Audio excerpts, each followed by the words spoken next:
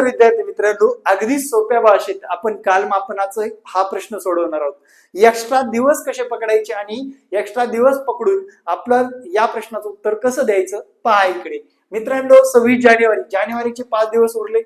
February हा 2004 चा असल्यामुळे 1 दिवस, मार्च 3, एप्रिल 2, मे 3, जून 2, जुलै 3 आणि ऑगस्टचे 15 दिवस. या सर्वांची बेरीज करायची. 5 आणि 1 6, 6 आणि 3 9, 9 2 11, 11 आणि 3 14, 14 15 16, 16 आणि 3 16 आणि 3 19 आणि 19 आणि 15, 19 15 2 30, 30 आणि 4 34, 34 या संख्येला 7 ने भागायचं. 7 1 7, 7 चोक 28.